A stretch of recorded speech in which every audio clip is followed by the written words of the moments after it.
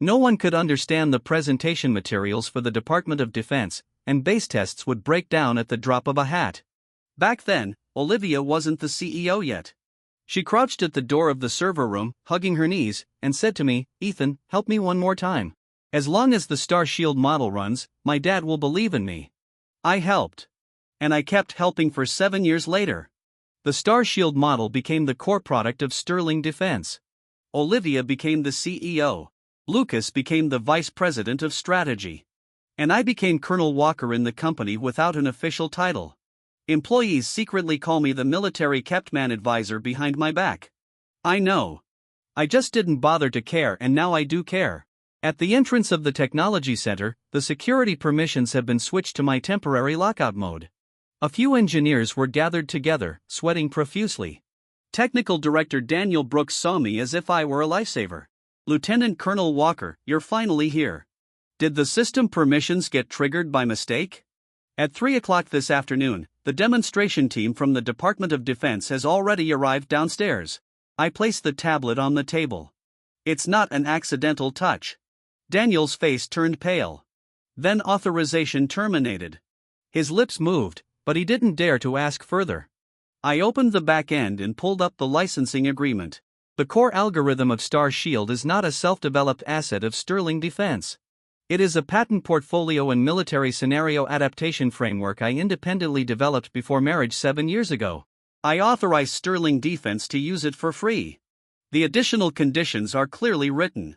If my marriage with Olivia Sterling is dissolved and the company engages in unauthorized attribution, sublicensing, commercial packaging, or exaggeration of military qualifications, I have the right to unilaterally terminate the authorization. Daniel looked down at the agreement, and the more he read, the paler his face became. He is a technical person. He knew what this meant. The Starshield project could run tests, but it couldn't be used commercially. It could be showcased internally, but no new contracts could be signed.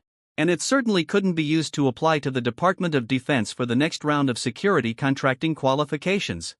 That afternoon's demonstration was the most critical one for Sterling Defense before its bid for the Pentagon's next $80 million procurement round. As long as the demonstration succeeds, Olivia's position on the board will be completely secured. That's precisely why she dared to play that big adventure in the morning. She thought everything was under her control, both her marriage and the company, but she forgot. It was I who laid the foundation. Daniel said quietly, "Colonel Walker, can this matter be put on hold for now? At least let the demonstration go through first." I looked at him. "Daniel, when you changed my algorithm white paper last December, and put Lucas Grant's name on it, why didn't you think to slow down?" He froze completely. Several engineers nearby looked up at the same time. I opened another email. The sender was Daniel. The recipient was Lucas with Olivia CC'd. The subject line read, "Adjustment of external material attribution for the Starshield model." There is a sentence in the main text. According to Vice President Grant's request, Lieutenant Colonel Walker should not appear in the Department of Defense procurement materials to avoid external misunderstanding that the company's core technology relies on individual military officer resources. At the end of the email was Olivia's reply, "Do it Lucas's way." Daniel's forehead broke out in a sweat. Lieutenant Colonel Walker. That was agreed upon by Olivia. I was just carrying out. I know. I put away the tablet. "So, I'm not here to settle scores with you." He breathed half a sigh of relief. I continued. "I'm here to get the server logs and the original commit records." That half-breath caught in his throat. "According to the agreement, I have the right to access all logs related to my patents and the military adaptation framework." I looked at him. "Or would you prefer I request them through a military legal letter?" Daniel immediately had someone grant access. The office fell silent, leaving only the sound of keyboards. 10 minutes later, Olivia rushed in. She was followed by Lucas. She was still wearing the white suit from the Military Family Affairs Center, but the calmness on her face was gone. "Ethan, how long are you going to keep this up?" I didn't turn around and kept backing up the logs. She quickly walked over to me and reached out to shut down my computer. I grabbed her wrist. Not hard, but enough to make her stop. She froze for a moment. In 7 years of marriage, I had never stopped her like this. I let go of my hand. "This is the company's technology center, not your living room. Don't touch my evidence. Evidence? She let out a bitter laugh. Do you really see yourself as the victim? Lucas immediately chimed in. Ethan, Olivia was just joking with you. Are you making such a big deal out of it? Isn't that a bit too much? I turned to look at him. You smiled quite nicely this morning. His expression darkened. All the surrounding employees lowered their heads. Olivia suppressed her anger. The demo is about to begin. Restore your permissions now, and I can pretend nothing happened today. I looked at her and suddenly found it absurd. She still thought she was giving me a way out. Even the divorce certificate was treated as if it had never happened. Lucas frowned. Ethan, don't threaten Olivia with divorce. If you divorce, you'll get little from the property division according to the agreement. I smiled.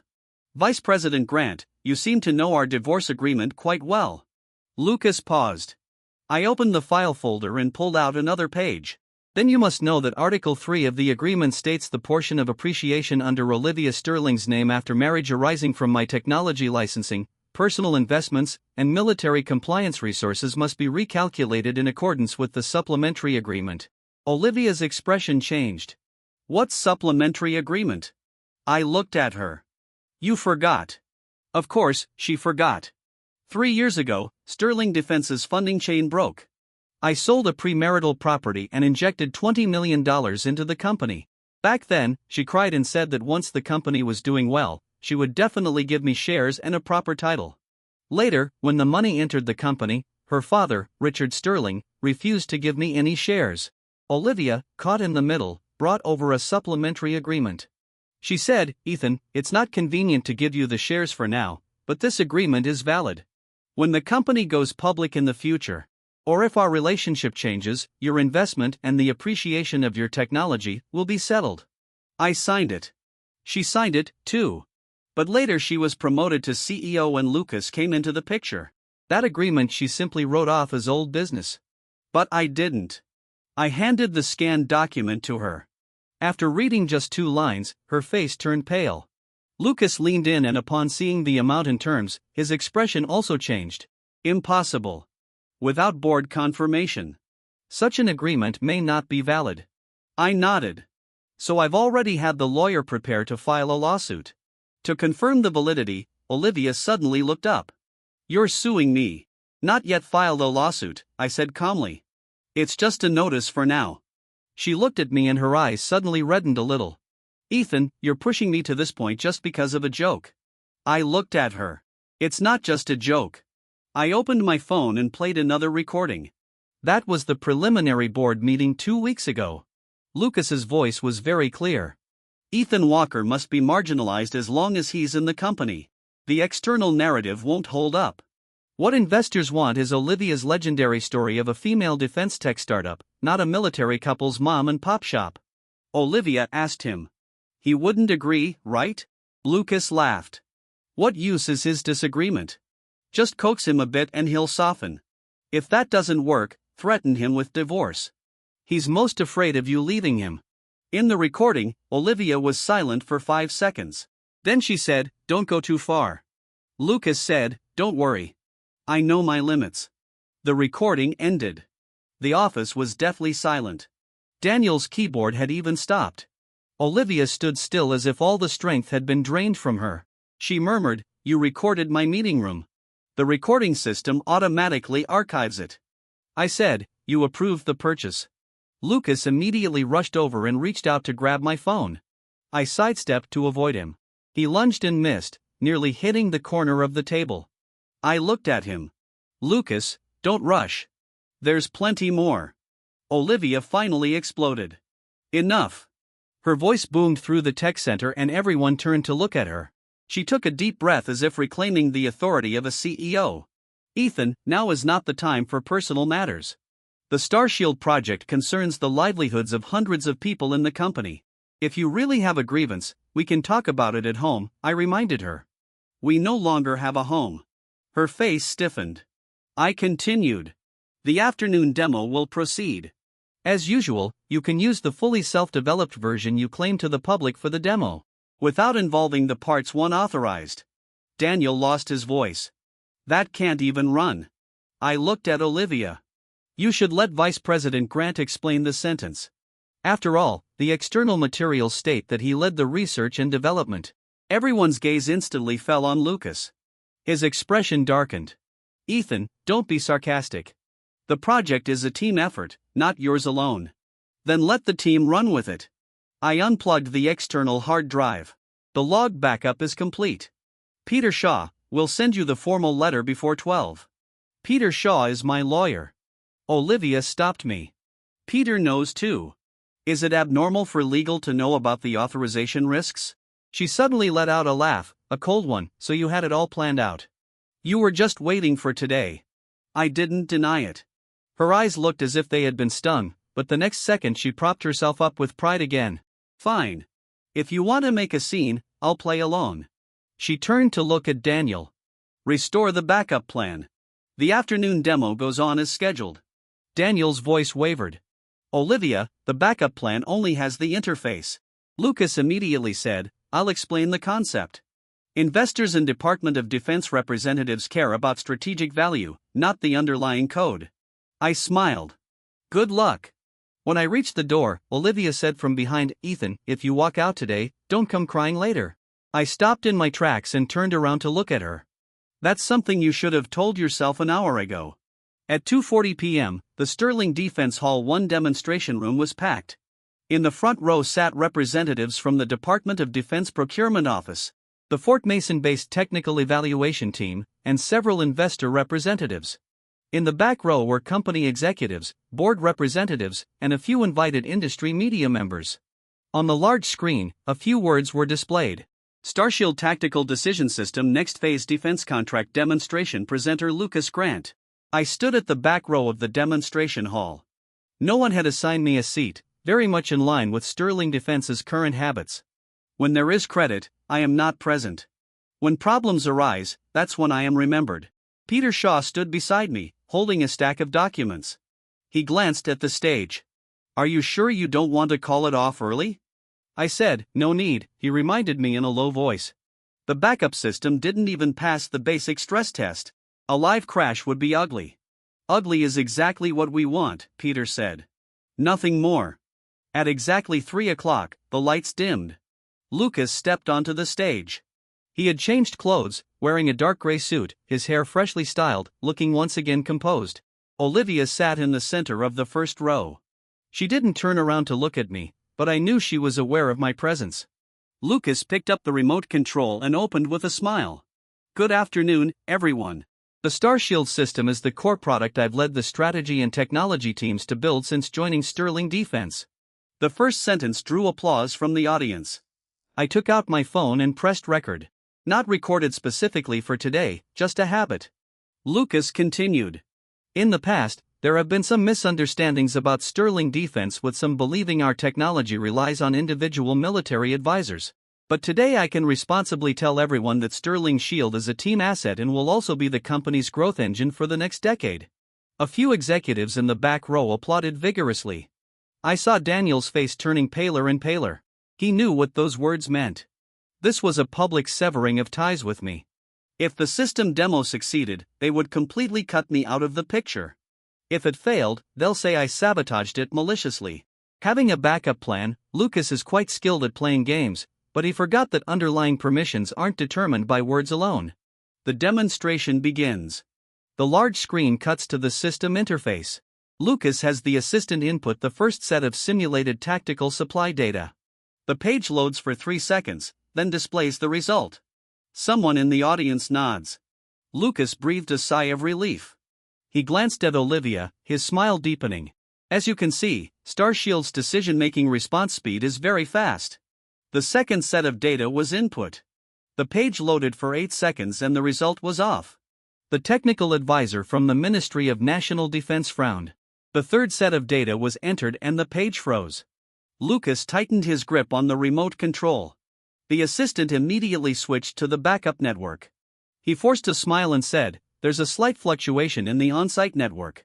The technical assessment officer at Fort Mason asked calmly, "Does local deployment also get affected by the network?" Lucas's smile stiffened. Olivia turned to look at Daniel. Daniel lowered his head, not daring to speak. The fourth set of data was a real-world scenario temporarily requested by the technical assessor. The page displayed an error directly. The entire venue fell silent. A line of English text appeared on the large screen. Core Tactical Module Authorization missing. Core Tactical Module Authorization is missing. Lucas's face instantly froze. Someone in the media section raised a camera. Olivia stood up abruptly. Daniel wiped his sweat and ran to the console. Olivia, the backup system is missing a core module. I mentioned it this morning. Lucas immediately cut in. It's not a missing module.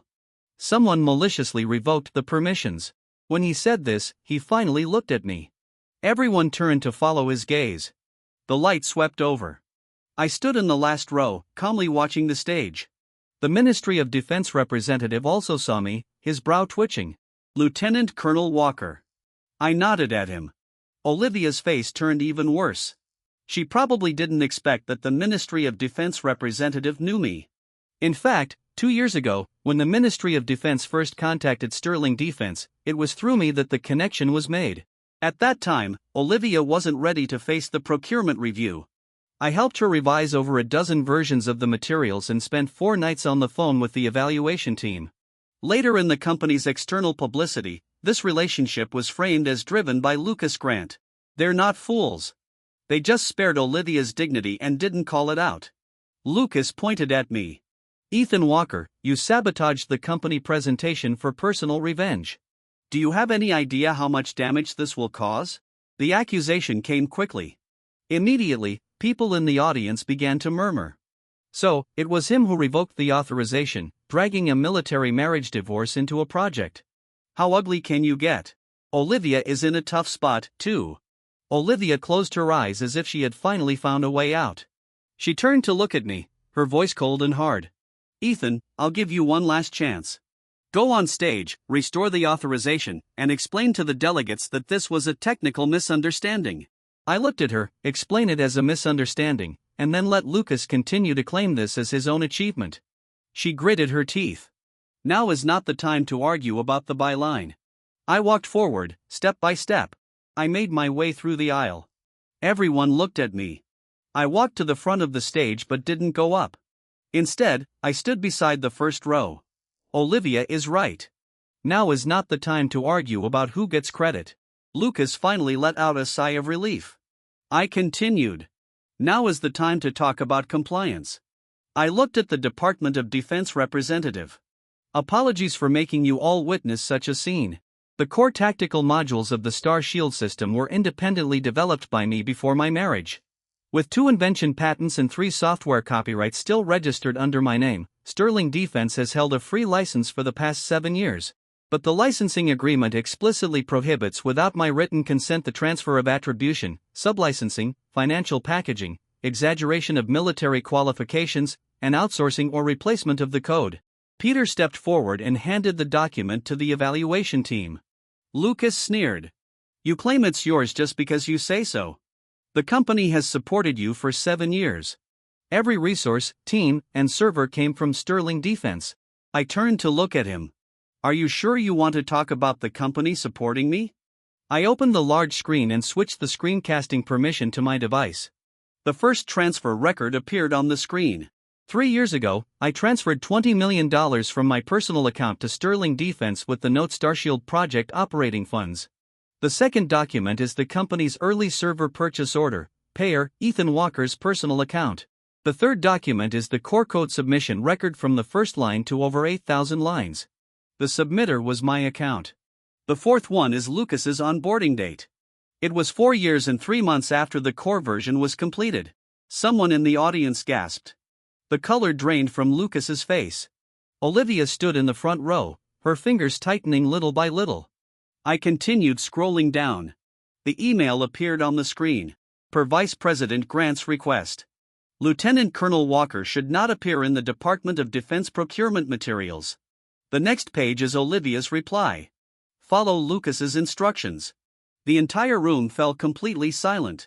After reading it, the representative from the Ministry of Defense's face darkened. Ms. Sterling. We have not received these materials before. Olivia opened her mouth to speak. There's a misunderstanding, I said. Let's take a look at the next one. I opened the video from this morning's Truth or Dare. Lucas's words. An officer who relies on his wife's company to make a living wouldn't dare to actually divorce. Echoed through the hall. In the video, Olivia sat beside him without refuting. Someone in the back row muttered a curse under their breath. This is going too far. Lucas rushed off the stage to shut it down. Peter stood in front of the equipment. Mr. Grant, this is the evidence regarding the licensing dispute. Please do not interfere. Lucas said indignantly. You're a lawyer who pays your bills, and you help an outsider. Peter's face turned cold. I make my living by the law, not by you, Lucas Grant. These words made the faces of several board representatives below change. Olivia finally walked up to me. Her voice was much lower than before. Ethan, turn it off first. Whatever it is, we can talk about it in private. This was the first time she called my name today, and she said it so softly, but I no longer needed it. I looked at her. Olivia, you also had the opportunity to speak privately. This morning outside the Military Family Affairs Center. Her eyes flickered. I turned to the Ministry of Defense representatives. If you all choose to continue advancing the project, I will not interfere. However, my authorization termination has already taken effect. Without my written permission, the Starshield system cannot be displayed as an independent asset of Sterling Defense. Nor can it be used for a new round of procurement applications. The Ministry of Defense representative paused for a few seconds, then turned to the team and said, suspend the assessment. As these 4 words fell, Olivia's face turned completely pale. Lucas immediately became anxious. It's just a marital dispute. No need to let it affect the project judgment. The Ministry of Defense representative glanced at him. Mr. Grant, if the ownership of a core asset cannot be clearly explained, it is not a marital dispute. It is a defense procurement risk. He closed the file. That's all for today. The investment team, military representatives, and media gradually stood up. The board representatives began to murmur among themselves. Olivia stood amidst the chaos for the first time, seeming to have lost the aura of a CEO. I packed up my equipment and prepared to leave. She suddenly grabbed my sleeve. The force was light, but carried a hint of panic. Ethan, are you really going to destroy me? I looked down at her hand. In the past, no matter how busy she was, if she grabbed me like this, I would stay now. I simply pulled my sleeve back. It wasn't me who ruined you. I looked at Lucas on the stage. You handed him the knife yourself. Lucas's face darkened, a glint of ruthlessness flashing in his eyes. I knew he wouldn't just give up like that. Sure enough, as soon as I stepped out of the demo hall, my phone buzzed with a text from an unknown number. Colonel Walker, someone asked me to send an old account to the media, claiming you misappropriated $20 million from Sterling Defense back in the day. I stared at the message and chuckled. Lucas was starting to fight back, but he didn't know that the source of that money was the deepest landmine I had buried. At 6 o'clock in the evening, the area outside Sterling Defense was surrounded by journalists. The demonstration accident spread faster than I expected. The headlines were also remarkably uniform. Sterling Defense core system crashes on site. Suspected military marriage dispute triggers defense project risks. CEO's ex-husband publicly revokes authority. Pentagon procurement evaluation suspended. Emotional dispute drags down Star Defense project. Lucas understands public opinion well. He knows that the ownership of technology is too complex for ordinary people to understand, but terms like ex-husband retaliating against his wife, an officer who rose through his wife's influence, and demanding exorbitant compensation after divorce are enough to create preconceived notions. As soon as I came out of the parking lot, I was surrounded by several reporters. Lieutenant Colonel Walker, did you maliciously revoke the authorization due to a divorce dispute? I heard you didn't have an official position for many years, yet you took a large amount of money from Sterling Defense. Is that true? Someone exposed that you once misappropriated $20 million from the company. Is this money related to today's dispute? The questions grew harsher and harsher. I didn't rush to answer. I looked up toward the entrance. Lucas was standing behind the glass corridor on the second floor, watching me. He didn't hide. He even raised his phone at me as if to remind me, the camera is right here. If I say one wrong word, he can label me as a vengeful ex-husband. I pulled out my phone and called Peter. You can send it now. He only replied, got it. 10 seconds later, the journalists' phones began to ring one after another. They received a joint statement from the law firm and Sterling Defense's legal department email. The title was Firm Statement on the Ownership of Core Assets of the Starshield Project and Related Unfounded Rumors. The journalists looked down at the email, their expressions changing one after another. Only then did I speak. First, I did not misappropriate $20 million from Sterling Defense. I took out the bank statement copy from the document folder. This money was my personal premarital asset transferred as operating capital to Sterling Defense after the sale. There are bank records, a board-approved loan confirmation email, and a supplementary agreement signed by Olivia Sterling herself. A reporter immediately pressed further. Then why are some people now calling it embezzlement? You should ask the whistleblower. I looked up at the second floor. Lucas's expression had already changed. Second, I did not maliciously revoke the authority. I took out the authorization agreement. The agreement is very clear. Sterling Defense is not allowed to package personal patents as the company's independent assets for financing or national defense procurement filings without my written consent. In today's presentation materials, the speaker Lucas Grant repeatedly claimed that Starshield was led by him, which is a breach of contract. The third journalist asked, "Did you and Olivia Sterling actually get divorced today?" Indeed. The crowd instantly stirred. Camera flashes went off, but I didn't make this decision on a whim today. A month ago, Olivia cited company qualification risk isolation as a reason and asked me to cooperate in submitting a military marriage dissolution application. Today, during a game of Truth or Dare, she and Lucas tricked me into going to the Military Family Affairs Center, hoping to see me make a fool of myself. The journalists fell silent instantly. This twist was more explosive than the questions they had prepared. Someone immediately asked, "Do you have evidence?" I said, "The video has been notarized and the reference number can be verified. I can't play the full version as it involves others' privacy, but I have submitted it to the lawyer and it will be made public in court if necessary." A young journalist whispered. "So, you only went through the formalities after being humiliated?" I looked at the camera.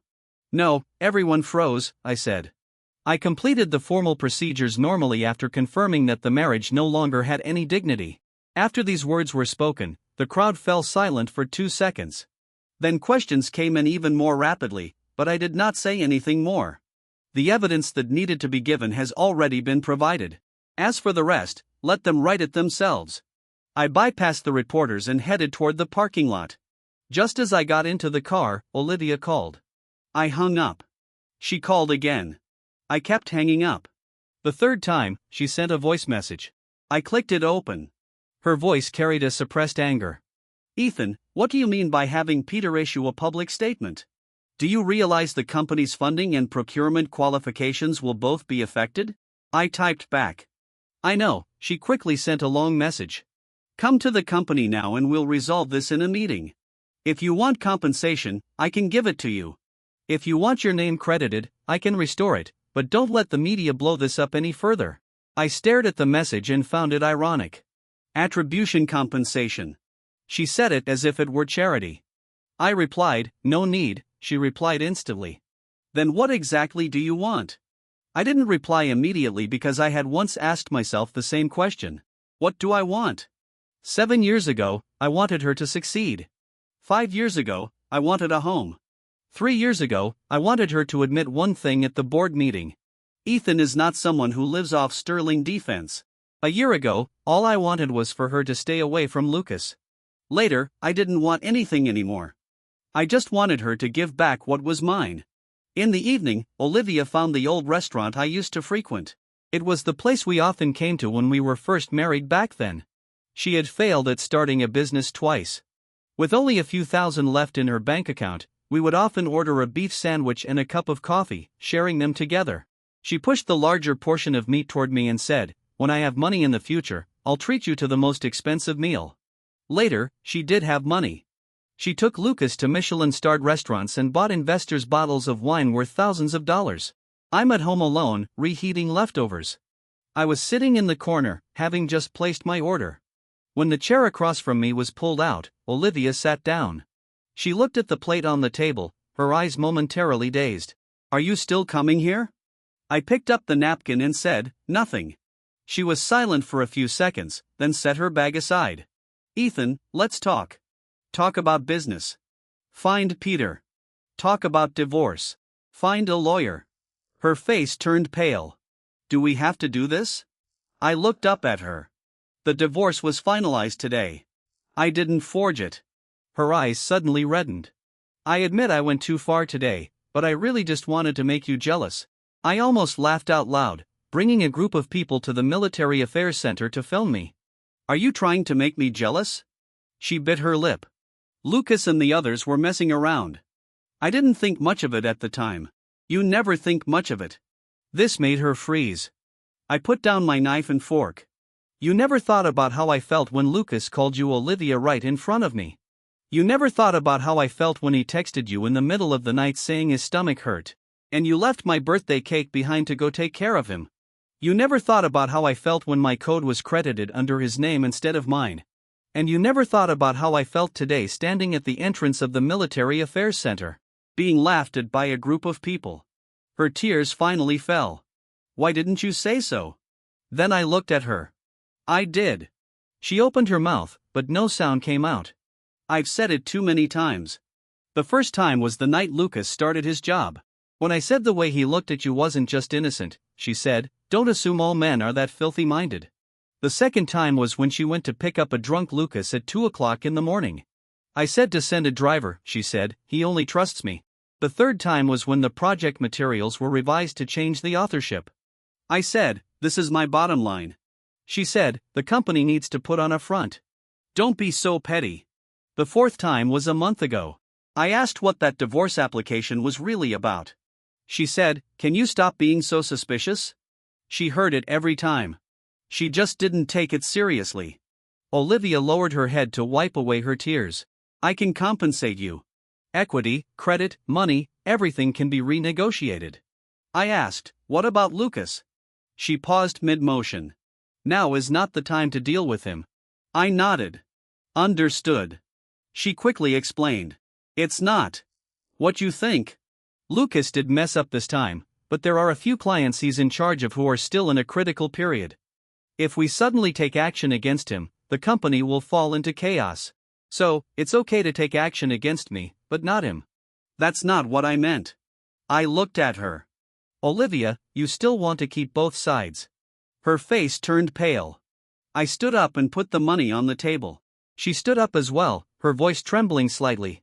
Ethan, don't go. I paused for a moment. She spoke as if grasping at a final opportunity. Let's remarry. As long as you restore the authorization, I'll remarry you tomorrow. I turned to look at her. The restaurant's lights were old, casting a red glow in her eyes. In the past, I would have softened, but today I only felt a sense of strangeness. Olivia, do you think remarrying is a reset button for everything? She stood frozen in place. I pushed the door open and walked out. The wind outside was a bit cold. The phone rang again, this time. It was an unknown number. I answered, and on the other end was a middle-aged man with a steady voice. Lieutenant Colonel Walker. This is Richard Sterling. Olivia is young and inexperienced. Come home for dinner tonight. Let's settle things as a family. Richard Sterling, Olivia's father, chairman of Sterling Defense, also the one who refused to give me shares and tacitly allowed me to be marginalized behind the scenes. I said, Mr. Sterling, we are no longer a family. There was a 2-second silence. On the other end, followed by a faint chuckle. It's just divorce paperwork. Young couples argue all the time. Don't forget, the Sterling family can also choose not to recognize your supplementary agreement. Indeed, when soft tactics fail, hard ones come in.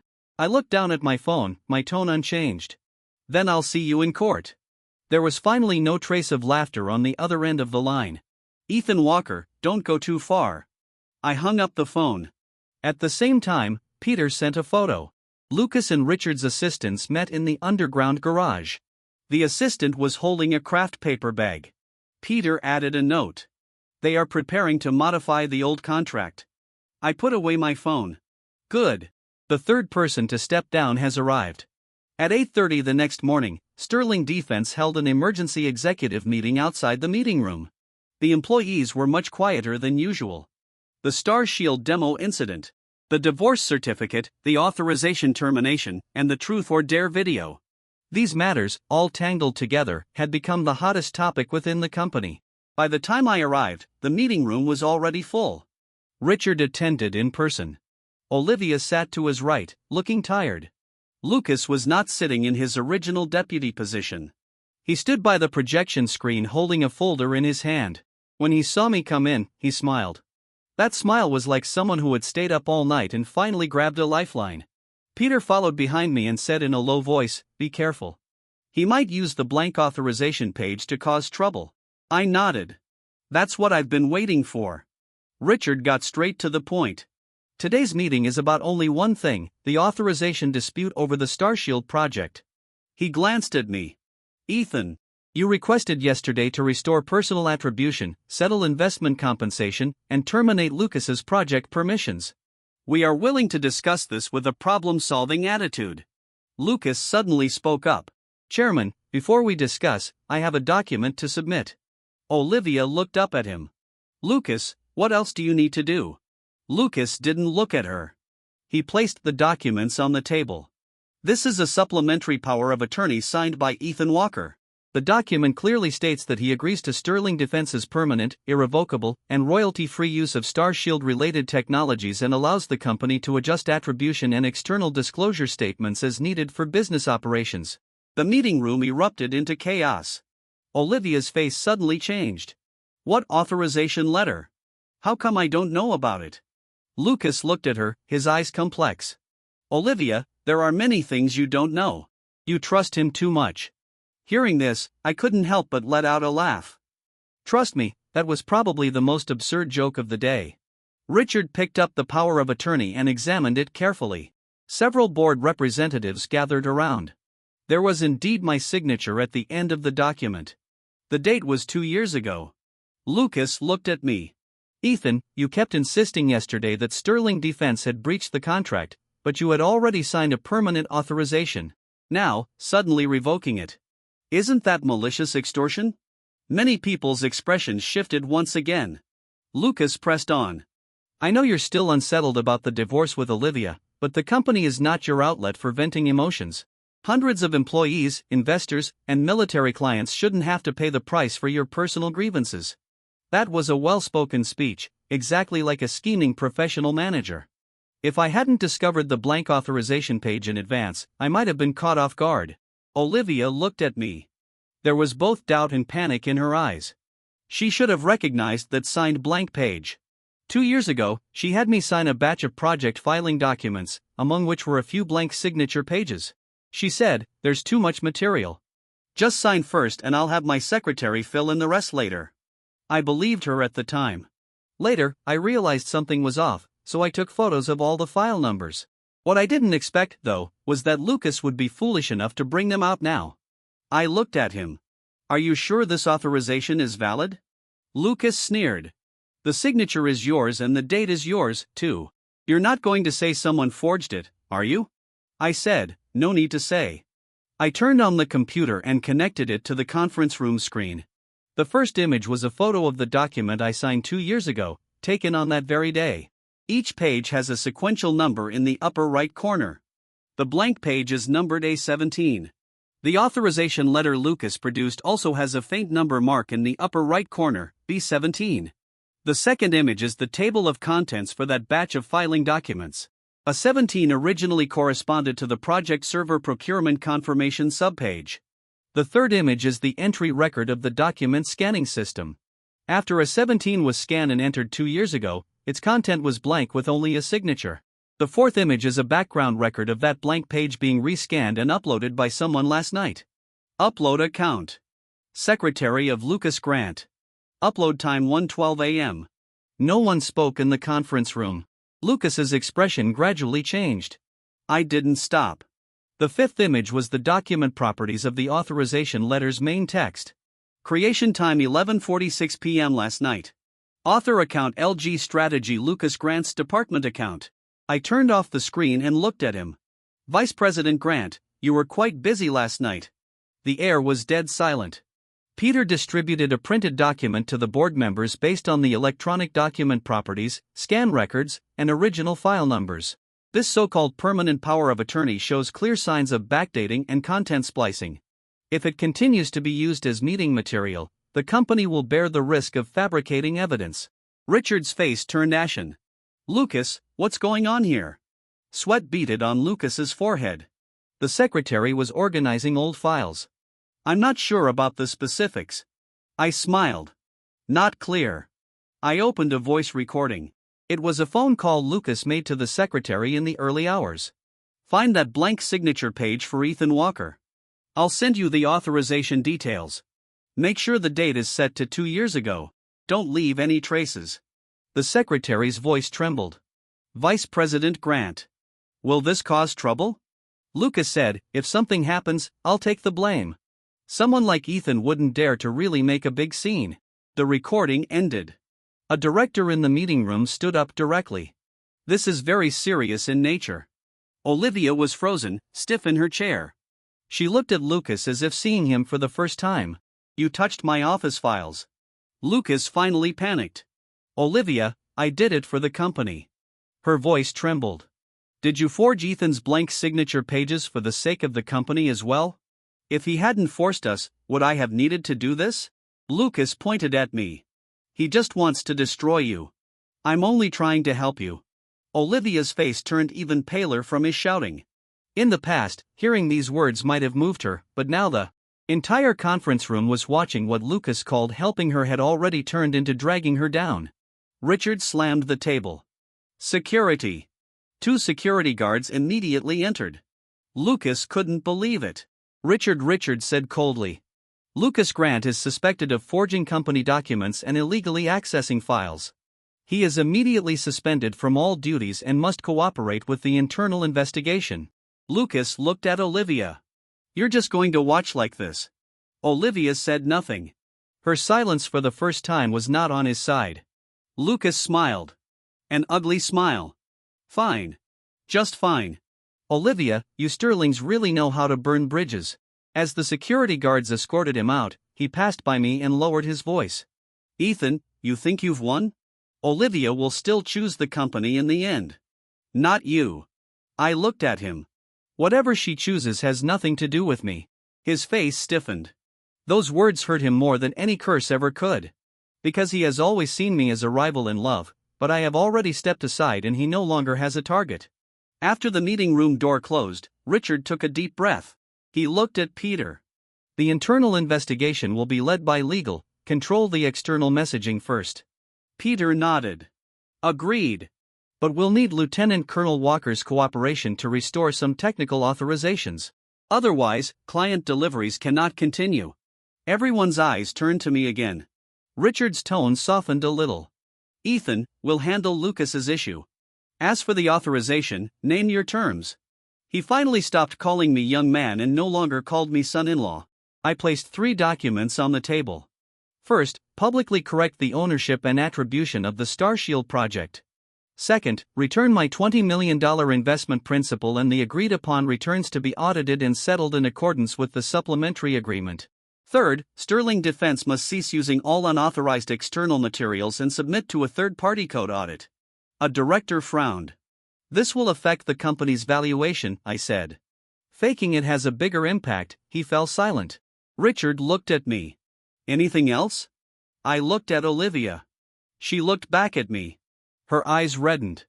I said, fourth, Olivia Sterling, in her personal capacity, shall issue a written apology to me regarding the humiliation incident at the Military Family Affairs Center and the misleading signing of marital property documents.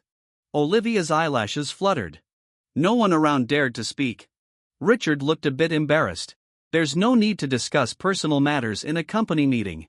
When she brings personal matters to the Military Family Affairs Center and the National Defense Demonstration Site, they are no longer private matters. Olivia finally spoke. I'll write it. Richard turned to look at her. Olivia, she didn't look at her father. She only looked at me. I will write. I nodded. The authorization can be temporarily restored for 7 days. Limited to customer maintenance and data migration and does not allow procurement, display or financing packaging. Richard frowned. 7 days is too short, enough for you to make a choice. I said either we negotiate formally according to the agreement or we go to court. By the end of the meeting, the interim executive's looks at me had completely changed. In the past, they thought I stayed in the company because of Olivia. Now they've realized that the company has relied on my work to survive until today. I walked out of the meeting room. Olivia followed me out. Ethan. I stopped. She held the draft of the apology letter in her hand, her knuckles turning white about Lucas. I really didn't know he would go this far. I looked at her. You didn't know he would fake things, but you knew he kept crossing my boundaries. She was speechless. I kept walking forward. She suddenly said, I've suspended him. Isn't that enough? I turned around. Olivia, you suspended him because he harmed the company, not because he harmed me. Her face turned pale. The elevator doors opened and I stepped inside just before they closed. She stood outside as if she had finally understood those words. My phone vibrated. Peter sent a message. After Lucas left the company, he went to the media building. I turned off the screen. It seems he's about to flip the last table. Lucas started his live stream very quickly. At 7 p.m., he appeared in a self-media live stream. The headline was shocking. Exclusive response from former Sterling Defense VP.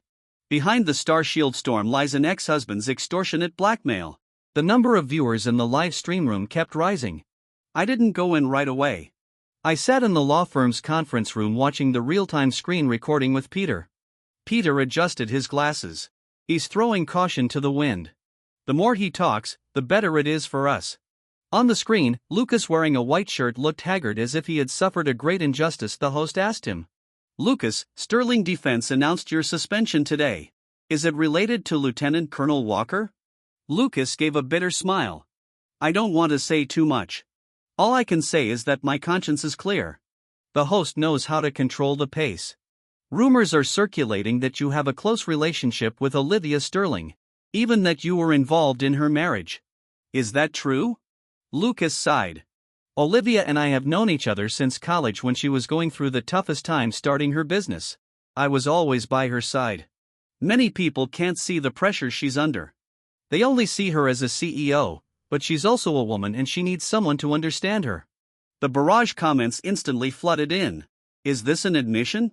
Classic male best friend speech. Is my ex-husband too petty? Lucas lowered his head. Lieutenant Colonel Walker may have misunderstood my relationship with Olivia, but I can assure you we are completely innocent. I stared at the screen, expressionless. Peter frowned. However, he's playing the emotional card. I said he's bound to overplay it later. Sure enough, the host soon asked about the ownership of the technology. Lucas immediately sat up straight. Starshield is not a personal asset. It belongs to all the employees of Sterling Defense. Lieutenant Colonel Walker was indeed involved in the early development phase, but he has long held no formal position and has not shouldered the company's management pressures. Now he is using his divorce as a reason to withdraw rights and demand a huge compensation. I find that unfair. The host pressed on. How much is the huge compensation you mentioned? Lucas paused for a moment. From what I understand, over $100 million. The live stream exploded. The bullet comments immediately changed. 100 million? Are you crazy? No wonder it's causing such a stir. Even an officer wants to get rich overnight. Lucas's eyes even reddened. I didn't come out today for myself. I've been suspended. My reputation is ruined. But I can't stand by and watch Olivia and the hundreds of employees at Sterling Defense be held hostage by one person's greed. I picked up my water glass and took a sip. Peter asked. Send it now. I said. Wait a little longer. I want him to block his own path first. The host indeed asked about the military family affairs center adventure. A flicker of unease crossed Lucas's face, but he quickly composed himself. That was just a joke between friends. If Lieutenant Colonel Walker felt hurt, he could have communicated privately. Instead, he chose to publicly destroy the company's project. I can only say that he had been prepared from the very beginning. The host asked, Are you suggesting he set a trap? Lucas nodded. He had long wanted to use marriage to extort Sterling Defense. The divorce papers were just his tool. I smiled. That's enough. Peter immediately sent out the first lawyer's statement. At the same time, the Sterling Defense legal account issued a second explanation. 10 seconds later, the live stream host looked down at their phone and their expression changed. But Lucas still hadn't noticed. He continued, "Actually, I still have a lot of evidence in my hands. I just don't want to drag Olivia into this." The host suddenly interrupted. "Lucas, Sterling Defense's legal department just released a statement claiming you are suspected of forging authorization documents and illegally accessing files. Could you respond to that?" Lucas's face stiffened. "This is slander." The host glanced at his phone again. "Peter Shaw Law Firm has also released some evidence, including a recording in which you instructed your secretary to turn Colonel Walker's blank signature pages into a permanent power of attorney. Is that true?" The barrage in the live stream room paused for a second, then went absolutely wild. "What? Faking it. Play the recording. Weren't you all right just a moment ago?" Lucas's composure cracked. "I didn't." "That's a clip." I nodded at Peter. The second wave of evidence was released. Not a recording clip.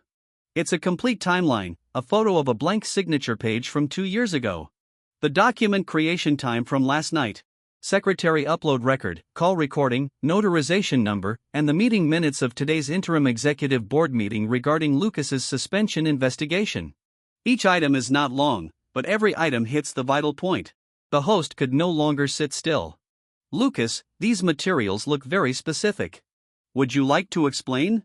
Lucas broke out in a cold sweat. "This involves internal company matters, so I'm not at liberty to discuss it." The comments had already changed.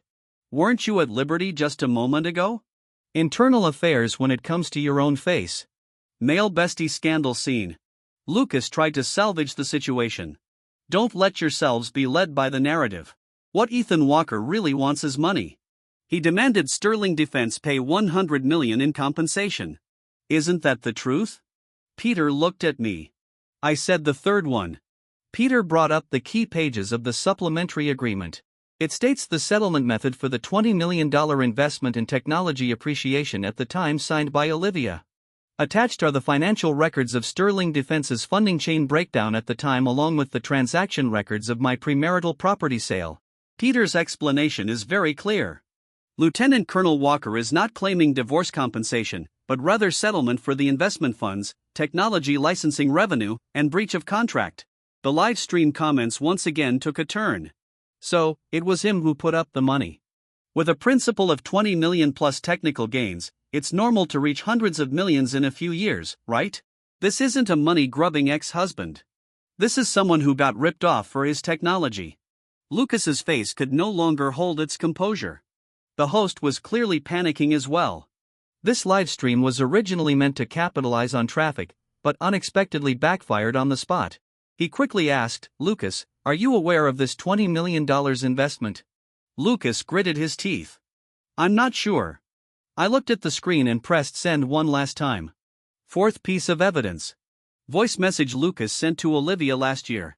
"It's best not to let the investors know about that $20 million or they'll start asking whether Ethan Walker counts as a silent shareholder." Once this voice message came to light, Lucas was completely silenced. The number of people in the live stream reached its peak. The comments were full of question marks and sarcasm. "Aren't you clear about this? Your guy friend has a bad memory. Olivia has really good taste." Lucas stood up abruptly. "I'm not recording anymore." The host also stood up to stop him. "Lucas, we're still live. Cut it." The screen went into chaos and the live stream was forcibly terminated. The meeting room fell silent. Peter let out a long sigh. "He's finished." I nodded. "Tomorrow we will formally submit the evidence preservation and infringement lawsuit." The phone vibrated on the table. It was Olivia calling. I didn't answer. She sent another message. "Ethan, I saw the live stream." A few seconds later, she added, "I had no idea he was doing so much behind the scenes." I stared at those words and didn't reply. Because I no longer want to figure out how much she actually knows. Whether she knows or not, the outcome is the same. Half an hour later, I left the law firm. A black car was parked downstairs. The car door opened and Olivia stepped out. She didn't bring a driver, nor was she wearing high heels. The wind tousled her hair.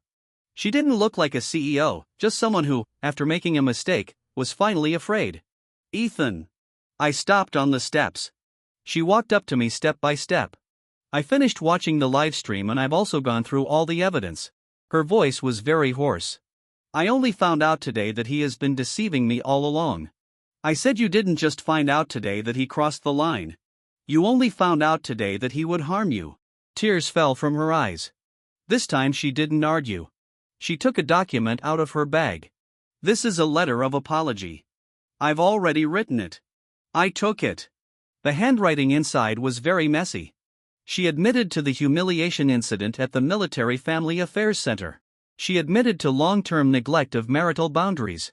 Admitted mishandling in the attribution of the Starshield project, acknowledged a lack of respect for my personal investment and technical contributions. Every sentence feels like a belated patch. Something that can be broken does not return to its original state because of a patch. I put the documents into my bag. The lawyer will file them. She froze. You only see it as evidence. I looked at her then. What did you think it was? The last glimmer of light in her eyes faded. I thought at the very least, you would know that I truly regretted it. I was silent for 2 seconds. Regret is your business. Acceptance is not my obligation. Her face turned pale. I walked past her toward the parking lot. She called out from behind. What if I fire Lucas? I stopped. She said urgently, I'll fire him tomorrow. I'll hold him accountable. Ethan, please come back. Okay, let's start over. I turned to look at her. Olivia, you've got it wrong again. I left you. Not because Lucas won. I said, word by word. It's because you personally pushed me to the window of the Military Family Affairs Center. She swayed slightly. I got into the car and drove away. In the rearview mirror, she stood there as if she had finally lost something irretrievable. But this was not the end because the next morning, the Sterling Defense Board meeting would be the true reckoning. At 9 o'clock the next day, the interim board meeting officially began. This time, I was not an invited observer. I am here as an authorized party, a creditor, and a potential litigation applicant. When the meeting room door opened, all the directors inside looked at me with complex expressions. Just a few days ago, they still saw me as a shadow behind Olivia. Now they are forced to write my name on the first page of the meeting materials. Lieutenant Colonel Ethan Walker, core algorithm patent holder, early investor in Starshield, party involved in major licensing disputes. Richard sat at the head of the table, his expression even darker than the day before. Olivia sat beside him, a stack of documents in front of her, looking as if she hadn't slept all night. Lucas didn't show up. His seat was empty, but everyone at the table knew that this empty seat was the most glaring evidence of the day. After the meeting began, Richard first asked the legal department to report on the investigation. The head of legal stood up, speaking in a steady tone. After preliminary investigation, Lucas Grant has been found to have the following issues. First, unauthorized access to historical archives of the President's office.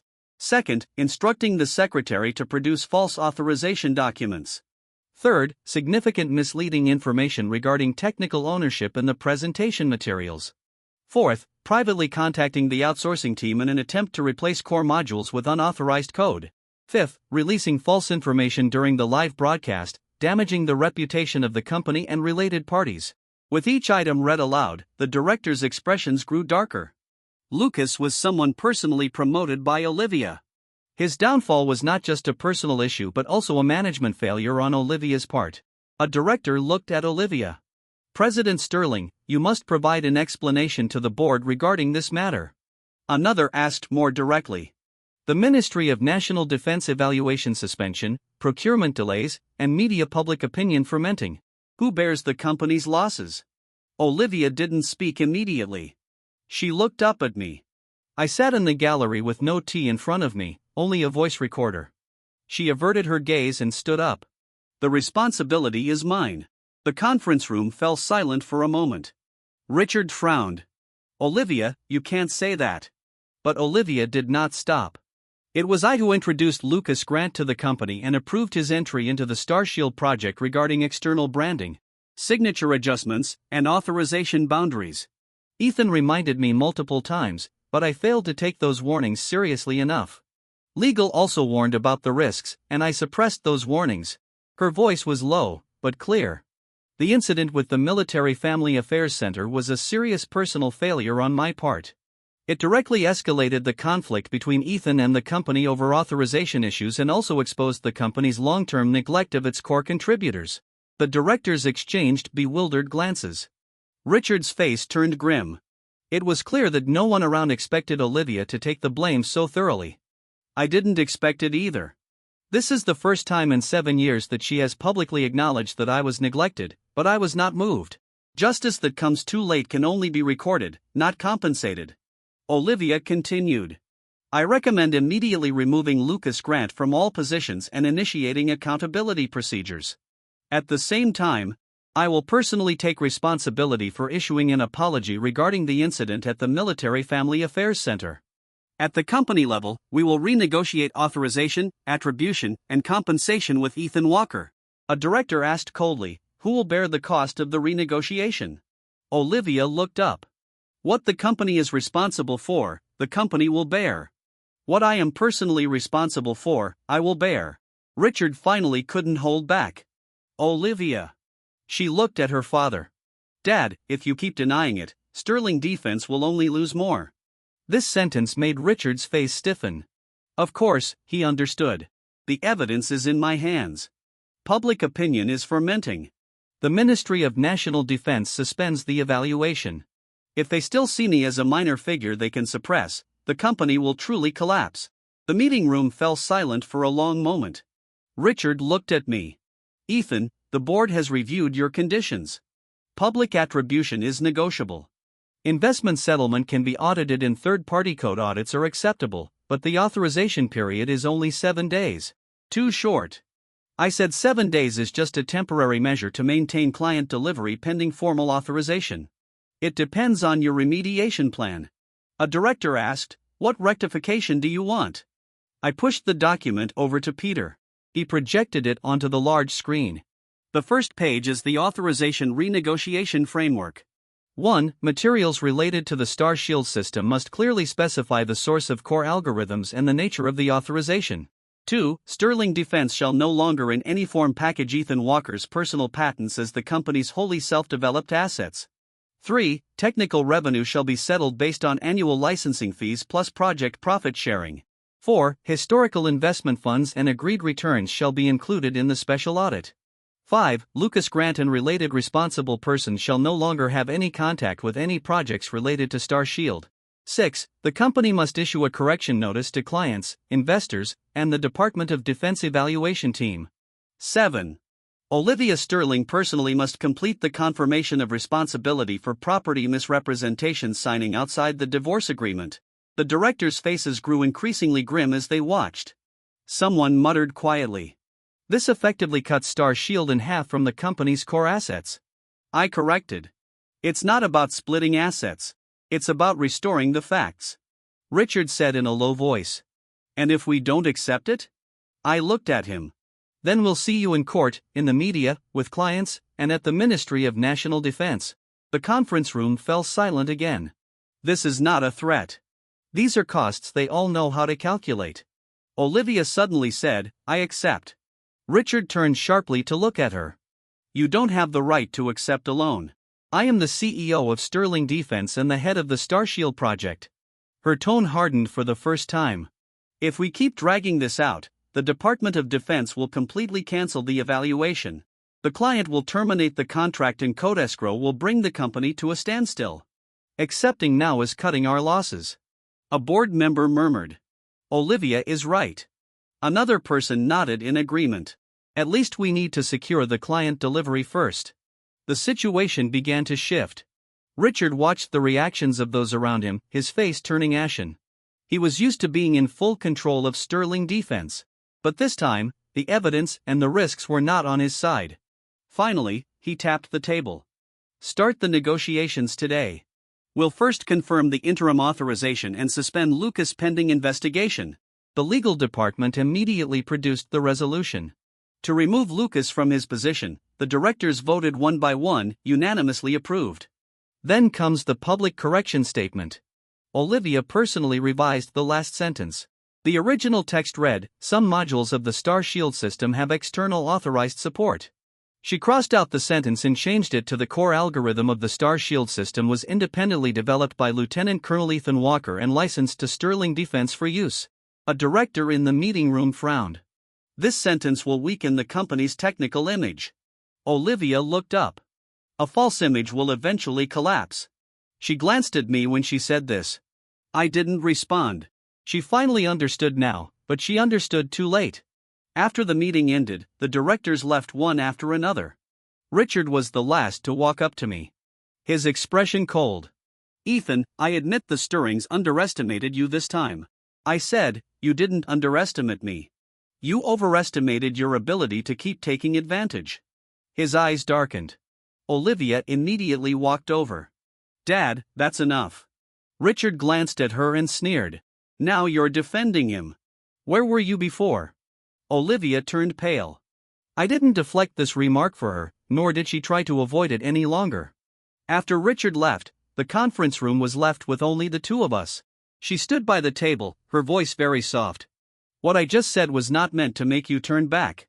I gathered the documents. That's good. She gave a bitter smile. You don't even want to give me an extra word now. I didn't deny it. She took a step closer. Ethan, last night I went back and looked through a lot of old things. The financing materials you wrote for me. The speeches you revised, the video of you cooling down the server at 3:00 in the morning. I used to really believe that this was just what spouses should do for each other. I said, support isn't an eraser. Her eyes turned red again. I know. She took out an old photo from the folder. The photo was of the small office from 7 years ago.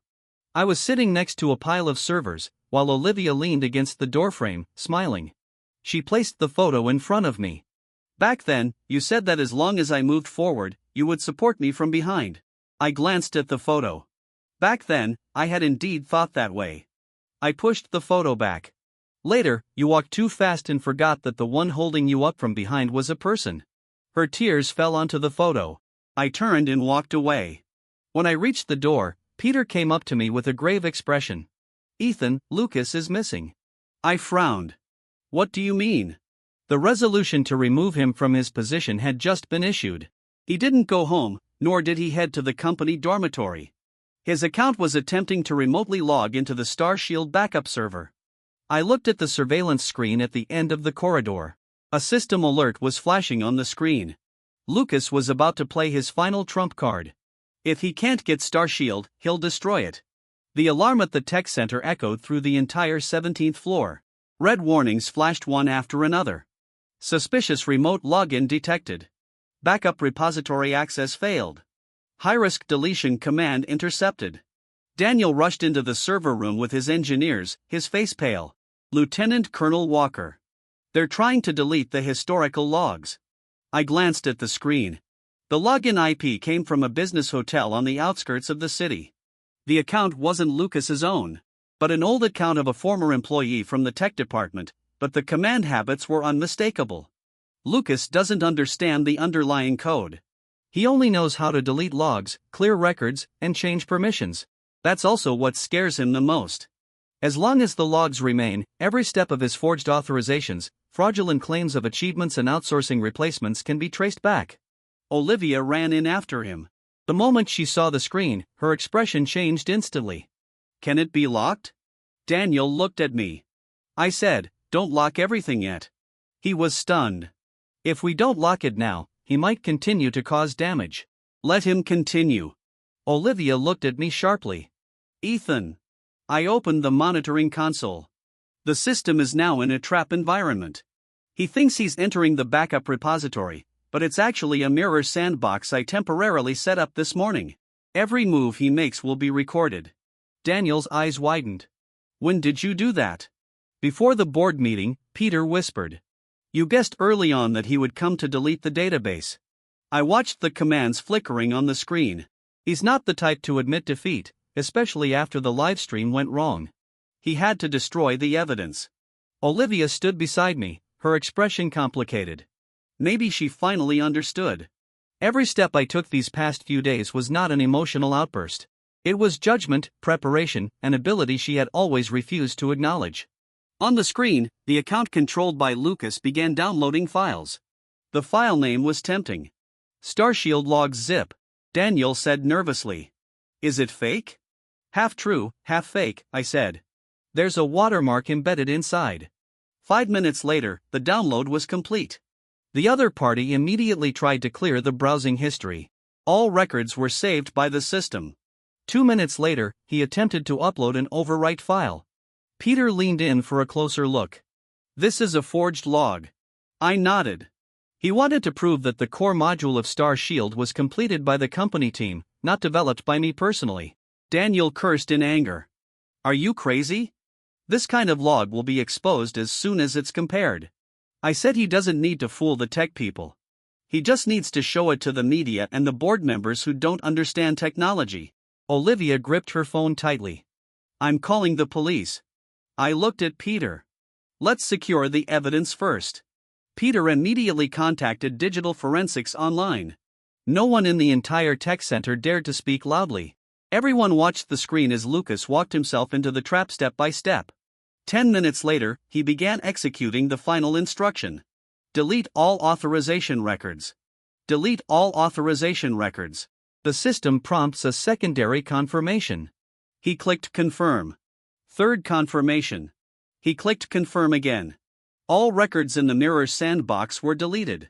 The real server remained completely intact. All of his operations, recordings, IP location, account access, file downloads, fake uploads, and deletion attempts were fully preserved, I said. Close the net. Daniel immediately disconnected the sandbox connection. Peter simultaneously sent the evidence to the police cyber crime unit. Olivia dialed the phone. Her voice was steady as she spoke. This is Sterling Defense. Someone is suspected of illegally accessing the company's servers, forging electronic data, and disrupting business systems. We have already secured the evidence. She gave the address, hung up the phone, and then looked at me. Thank you. I didn't speak because this is not for her. This is for my own case. 20 minutes later, the police detained Lucas at that business hotel. When the news reached the company, a muffled gasp erupted in the tech center. It really is Vice President Grant. Someone immediately corrected their wording. Former Vice President. Daniel looked at me, his expression somewhat ashamed. Lieutenant Colonel Walker, regarding the matter of the signature earlier. I really shouldn't have played dumb. I said. You really shouldn't. His face reddened even more. I'll cooperate with legal and compile all the original records, then get things sorted out. I neither accepted his apology nor continued to shame him. When adults make mistakes, they bear the consequences. Not every I'm sorry deserves a response. At 10 p.m., the police report had not yet been released, but the media had already caught wind of the news. The news that Lucas Grant has been taken in for investigation shot to the top of the trending list overnight. The man who spent the live stream accusing me has today become a suspect in document forgery and server attacks. Public opinion has completely turned around. Official statement from Sterling Defense: Lucas Grant has been relieved of all duties pending investigation. The ownership of the Starshield project has been corrected. An apology is extended for the reputational damage caused to Lieutenant Colonel Ethan Walker. I looked at the statement, neither liked it nor shared it. I just took a screenshot and sent it to Peter for filing.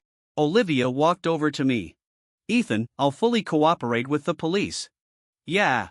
She looked at my indifferent reaction and her eyes dimmed. Don't you think that nothing I do now matters anymore? I turned off the computer. Useful to the company. She smiled bitterly. Useless to you. I didn't answer. Her voice was soft. Have I always been letting you down? I picked up my jacket. Not always. She looked up, a flicker of light in her eyes. I said there were more and more disappointments as time went on. That flicker of light faded again. I walked out of the tech center. She followed behind me. There was no one else in the hallway. She suddenly said, at today's board meeting, my dad told me to win you back. I stopped. She continued, he said that as long as you come back, the authorization, procurement, and public opinion will look much better. He also said, you have a soft heart and that if I lower my head, you won't really leave. I turned to look at her. What about you? Her eyes were slightly red. I almost believed it. I watched her. Almost. She said softly. Later, I remembered the entrance of the Military Family Affairs Center. It was only when you held up the divorce certificate that I realized you weren't throwing a tantrum. You truly didn't want me anymore." The corridor light fell on her face, making her look disheveled, but disheveled was not the end of the punishment. The reckoning was still ahead. I said, "I'm glad you understand." Tears fell from her eyes, but she didn't stop me anymore. I stepped into the elevator. A message from Peter came through on my phone. "The evidence chain for the Lucas case is complete. The Sterling family has sent over the original supplementary agreement." I looked at the message and finally let out a soft sigh. The hardest thing to obtain had been reclaimed, but the next second, Peter sent another line. "However, the original has signs of being opened and reassembled, so it might have been tampered with." I stared at the screen. The Sterling family, as expected, still had a trick up their sleeve. The final move wouldn't happen at the company, but at the negotiation table before court. The original supplementary agreement arrived at the law firm at 11 at night. The seal of the craft paper bag appeared intact, but Peter immediately spotted the problem after checking it. "The stitching is wrong." He placed the paper bag under the light. The original seal should have been the large corporate stamp of Sterling Defense from 3 years ago. Now, the color of the stamp is relatively new, and there are also signs of secondary heating at the bag's opening. The legal staff put on gloves and carefully took out the agreement. The paper is real, and the signature is genuine. But the third page is missing half of its appendix. Precisely the key page concerning the settlement ratio of technology value-added gains. I looked at the gap. Unsurprised, Richard wouldn't give up so easily. He handed over the original to show cooperation, but removing the key pages is meant to drive down the settlement price later. Peter frowned. If there are only scanned copies, the other party might question the completeness. I said, "I have a backup." Peter looked at me. I opened my computer and pulled up an email from 3 years ago. At the time, after Olivia signed the agreement, I sent her the full set of scanned copies for confirmation. She once replied, "Confirmed." The paper version has been archived. On my end, the complete third page is still in the email attachment. Peter breathed a sigh of relief. This can prove the original document has been tampered with. I shook my head instead. Not enough to take on an old fox like Richard. Just having emails isn't sufficient proof. He could claim the scanned version isn't the final one, argue that the attachment was incomplete, or say both parties made verbal modifications before archiving. I need something more solid. I pulled out my phone and played an old recording made 3 years ago in the study of the Sterling residence. Richard's voice was very clear. "Put these profit ratios in for now.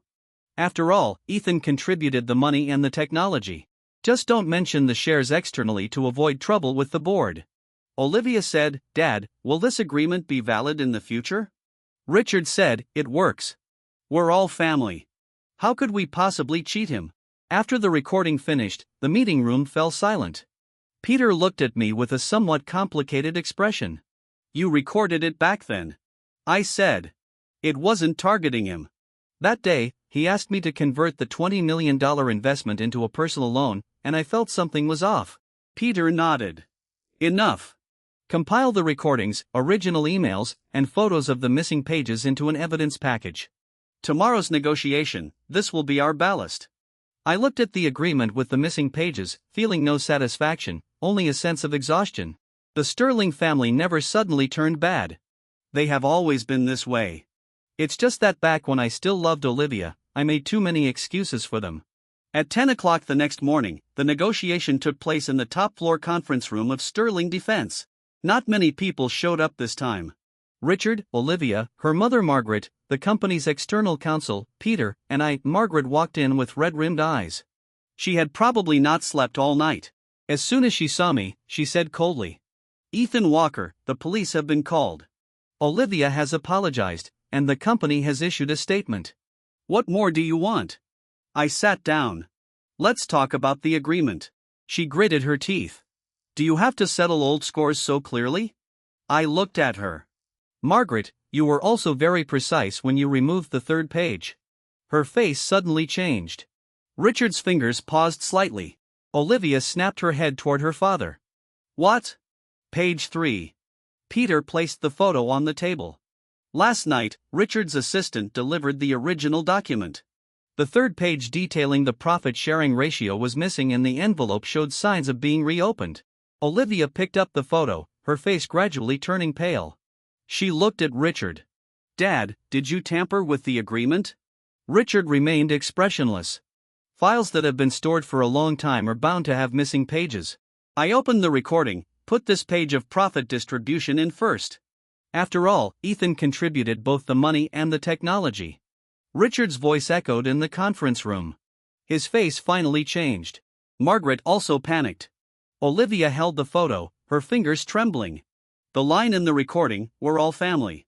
How could we possibly cheat him?" struck like a slap across everyone's face. Peter turned off the recording. "Mr. Richard, if you continue to deny it, we will submit the original missing pages, resealed envelope photos, recording, and emails to the court along with an additional application regarding evidence of malicious damage." Richard was silent for a long time.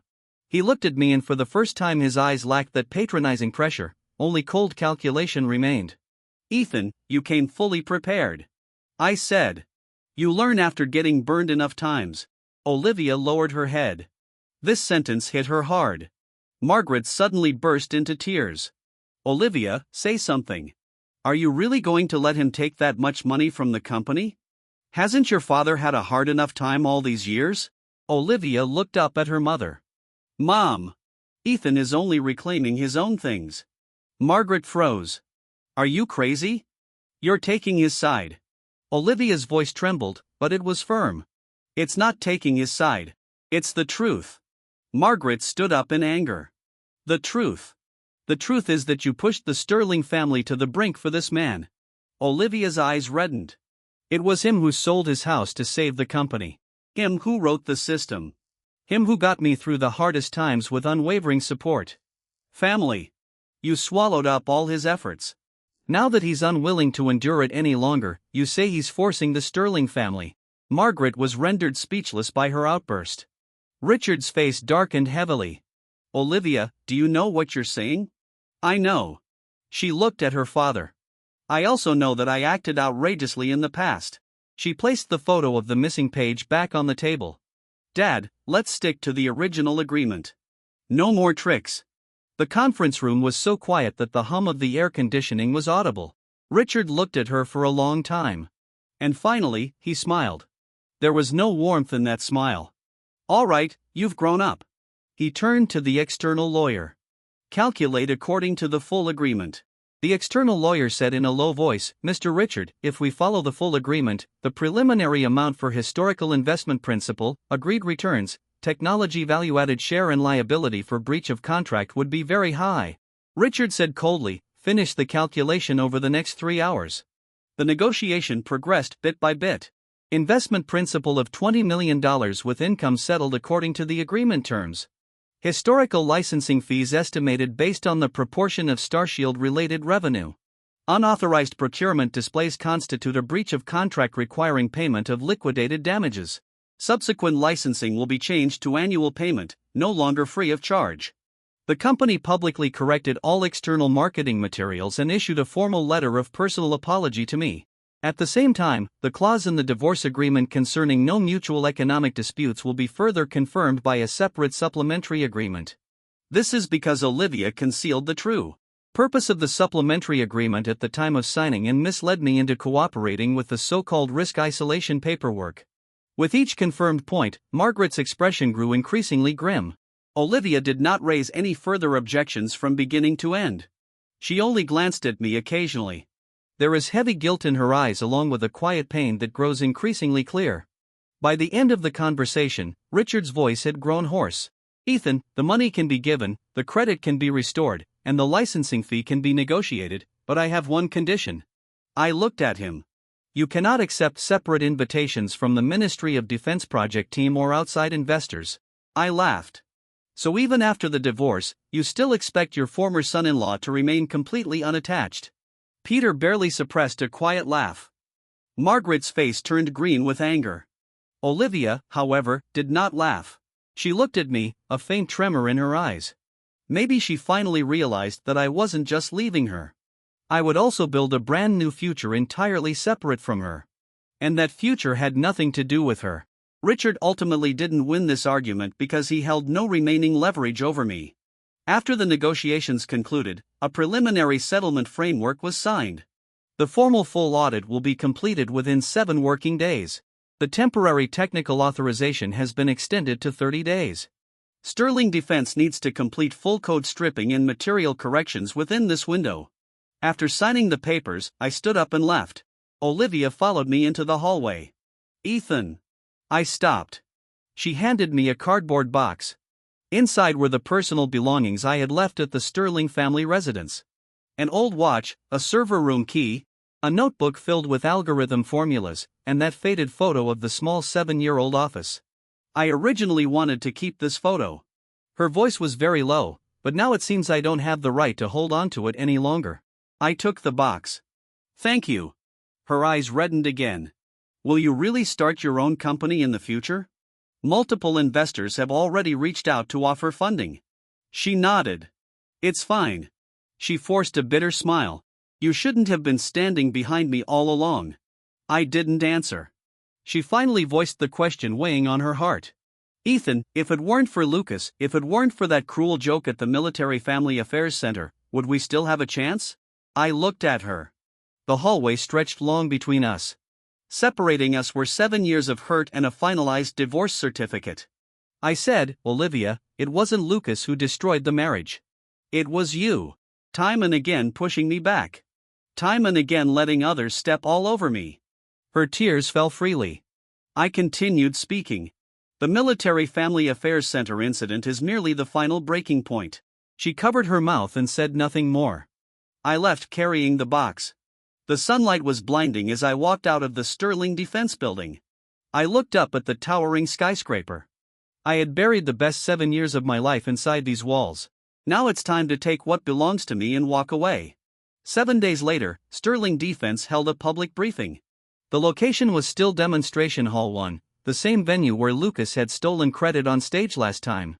This time, seated on the stage were Richard, Olivia, Peter, a third-party audit representative, and me. There were even more media members than during the failed demo. Cameras were aimed at everyone on stage. Olivia was wearing a simple black suit, and her face looked much thinner than before. Her voice was steady as she began her opening statement. Regarding the recent ownership dispute over the Starshield project, the Lucas Grant misconduct incident, and the public opinion triggered by my improper handling of my personal marriage, I am making an official statement on behalf of Sterling Defense. She paused for a second, looking out at the packed audience. First, the core algorithm of the Starshield tactical decision-making system originated from the independent research and development of Lieutenant Colonel Ethan Walker and was licensed by Lieutenant Colonel Walker for use by Sterling Defense. Some of the company's previous external marketing materials failed to fully disclose this fact, leading to widespread misunderstandings. We hereby solemnly correct all such materials. Camera flashes popped off continuously. I sat nearby, my expression calm. I had waited so long to hear this acknowledgement, yet when the words finally reached my ears, there was no burst of excitement as I had once imagined. Olivia continued. Second, during his tenure, Lucas Grant engaged in unauthorized access to confidential internal files, forged authorization documents, and disseminated deliberately false public statements. The company has formally terminated his position and is fully cooperating with relevant authorities in their criminal investigation. Third, Sterling Defense will settle with Lieutenant Colonel Ethan Walker regarding historical investments, technology licensing revenues, and related breach of contract liabilities in strict accordance with the signed supplementary agreement. Fourth, I have made severe, irreparable mistakes in handling my marital relationship. The humiliating incident at the Military Family Affairs Center harmed Lieutenant Colonel Ethan Walker's dignity and generated widespread negative public attention. For this, I formally offer my sincere apology to Lieutenant Colonel Ethan Walker. She stood up and bowed deeply to me in front of all the cameras. The audience erupted in murmurs. Richard's face was rigid, but he did not dare interrupt her gesture. I sat still without moving. This bow was not an act of personal reconciliation. I accept it only as an official recorded document, nothing more. She straightened up, her eyes glistening with unshed tears. The host quickly moved into the QA session. The first question was quite sharp. Lieutenant Colonel Walker, will you continue to authorize Sterling Defense to utilize the Starshield system? I picked up the microphone. In the short term, necessary customer deliveries will be maintained. Long-term permanent authorization depends entirely on Sterling Defense's subsequent compliance rectification and future commercial negotiations. Will you be founding your own independent defense technology company? Yes. Another wave of commotion stirred in the audience. Olivia's fingers twitched slightly. The reporter pressed further. Does that mean you will become a direct competitor to Sterling Defense? I said, the defense market is large enough. Compliant, fair competition is not a negative thing. The second reporter asked, do you accept Olivia Sterling's public apology today? I glanced at Olivia. She looked at me too. I said, I accept the apology on a factual, official level. The journalist immediately pressed further. On an emotional level, is there any possibility of you two remarrying? The entire press hall fell dead silent. Questions like this always trend wildly on social media. I did not dodge the question. No. The single word landed heavy, and Olivia's face paled for a moment. The reporter continued to ask, not at all? I looked straight into the live broadcast camera. The marriage is fully over. From now on, we only negotiate legal and business matters, never personal emotions. The camera flashes below almost merged into one continuous stream of white light. This sentence is the firm boundary I set for everyone present, and the final answer I give Olivia. After the press conference ended, Olivia did not rush to leave immediately. She stood alone in the backstage corridor clutching her crumpled speech draft in her hand. As I passed by her, she said softly, you just said there's no possibility of remarrying. Did you reach that decision a long time ago? I paused. I made that final choice the moment the divorce paperwork was officially finalized. She gave a bitter smile. I thought that as long as I apologized sincerely, as long as I dealt with Lucas, as long as I gave you proper credit for your work, there might still be a way back. Olivia, I interrupted her. You are only returning my name because it has always belonged to me. Tears welled up in her eyes. Then what else can I possibly do to repay you? I looked at her. Give me back my peace of mind. She was completely stunned. These 4 simple words carried more weight than any harsh rejection. Because she finally understood that I no longer even held resentment toward her. I left the backstage corridor. Outside, Marcus Reed, a senior project consultant from the Ministry of National Defense, was waiting for me. He smiled and extended his hand. Lieutenant Colonel Walker, congratulations. I shook his hand. On what exactly? Congratulations on finally getting yourself back. This single sentence meant more than any round of applause from the crowd. After the press conference, we moved to the adjacent private meeting room. A new letter of intent for cooperation had already been fully prepared. The new independent company is tentatively named Iron Meridian Systems. I hold absolute controlling interest. The investor provides $30 million in angel funding, with zero ties to Sterling Defense. No investment or board participation from any member of the Sterling family will be accepted. We will not solely focus on former Starshield client projects either. Marcus said. It's not the Starshield product suite we're interested in partnering with, it's you. I laughed. That line was far more honest than anything Sterling Defense had ever publicly stated. When I signed the letter of intent, I did not hesitate for a single second. The moment the pen touched the paper, my heart was completely calm. It was not the thrill of revenge. It was the steady, quiet relief of a brand new start. In the afternoon, the preliminary audit results from Sterling Defense arrived, and the total amount owed to me was even higher than outside observers had guessed. Richard sent over a revised price-cutting settlement proposal through his legal team. Peter sent it back unopened immediately. An hour later, the Sterlings conceded to the full audit calculations. That evening, the first large settlement payment hit my bank account. I glanced at the bank SMS notification. I did not take a screenshot to post on social media and told no one about the transfer. Money holds importance, but it is not victory in itself. True victory begins today. I no longer need to endlessly prove to anyone that I can stand firmly on my own without relying on another person's status or company. At 9 o'clock in the evening, I returned to the original marital residence apartment.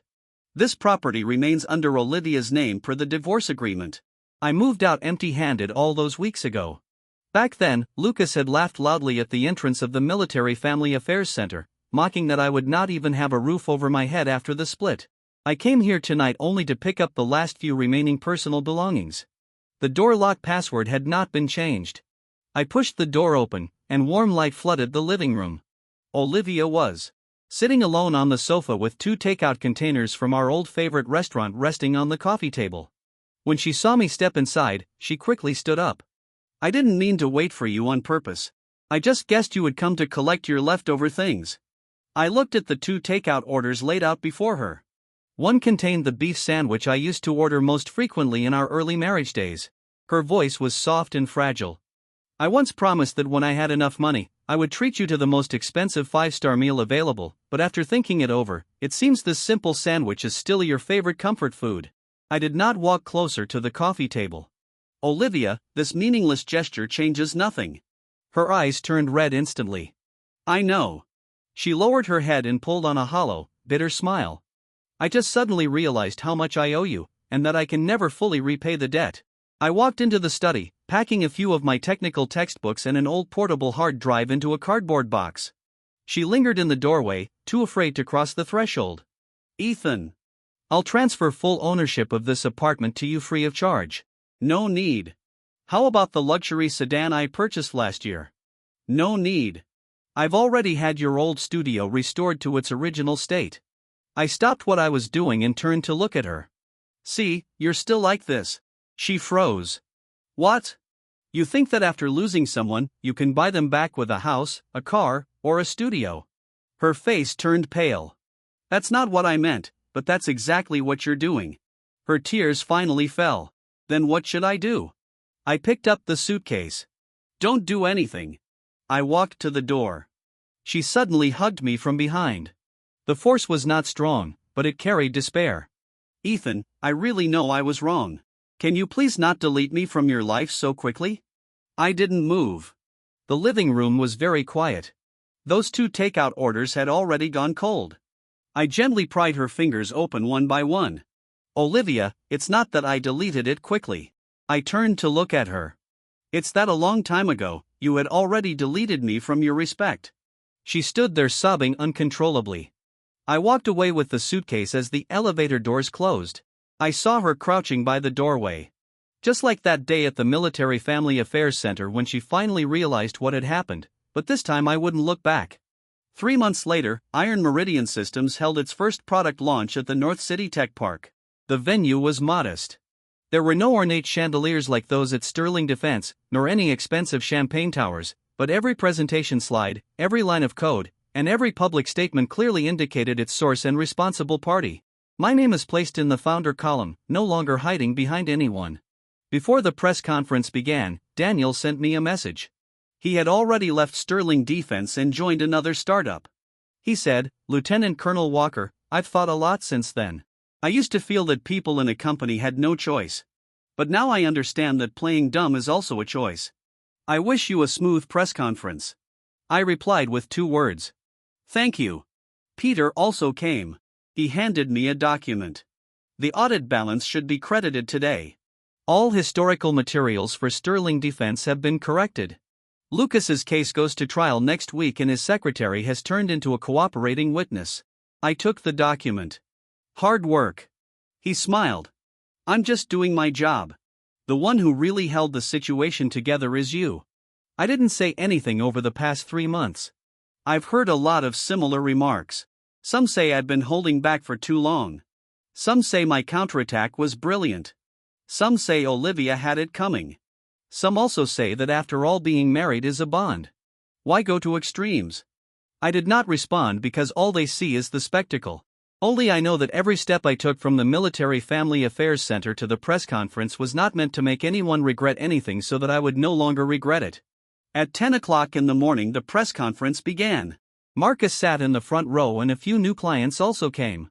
I stepped onto the stage and opened the first slide of the PPT. "Hello everyone, I'm Ethan Walker." Applause erupted. I paused for a second. I used to always write this line for others. Today it's finally my turn to say it myself. The demonstration went smoothly.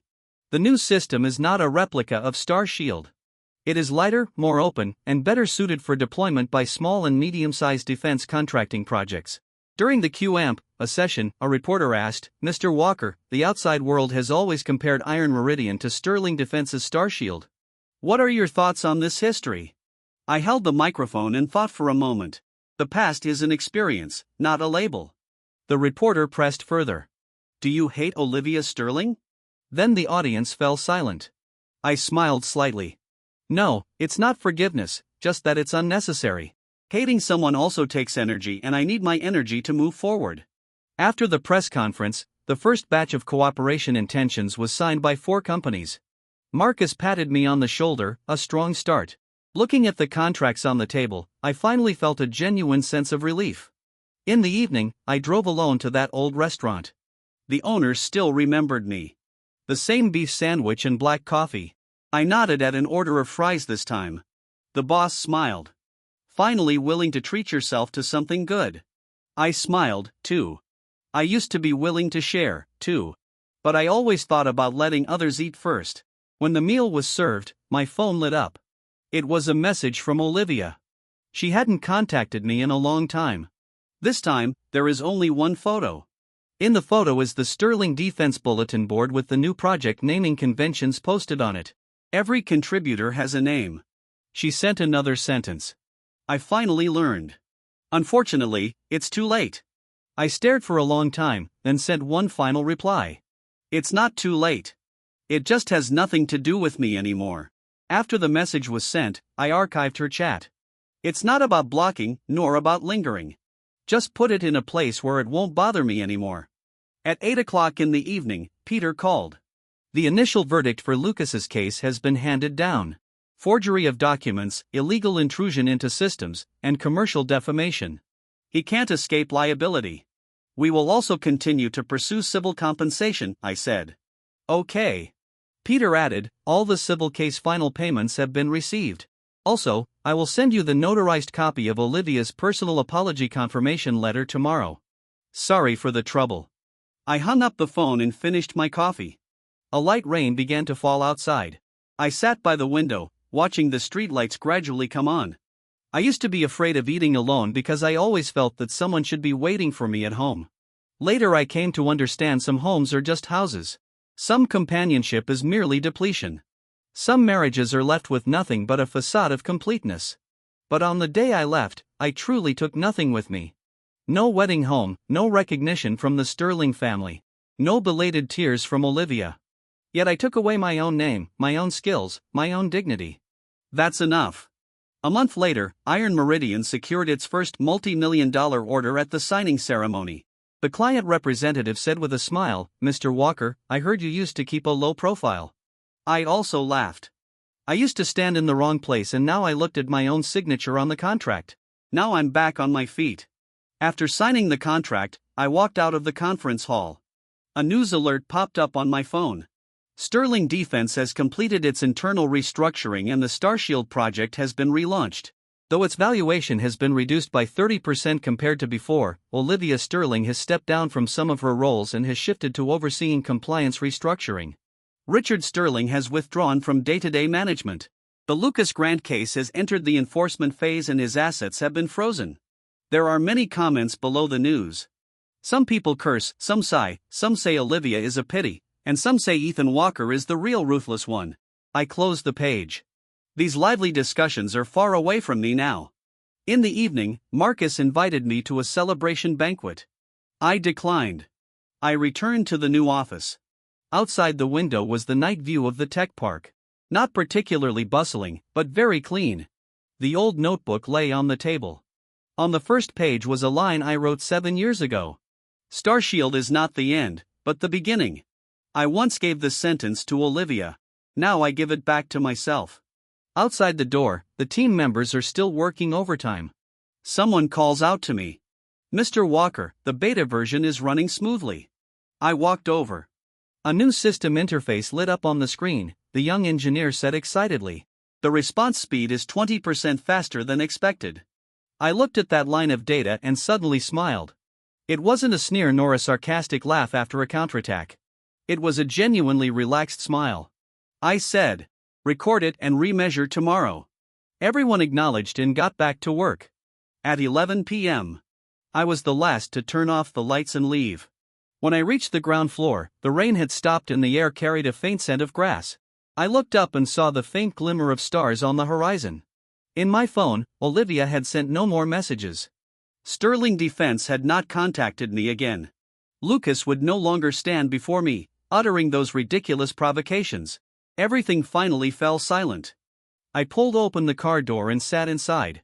My face reflected in the rearview mirror, calm yet foreign. It felt like after such a long time, I finally got to know myself again. As the car pulled out of the tech park, I recalled the entrance to the Military Family Affairs Center that day. They were waiting to see me make a fool of myself.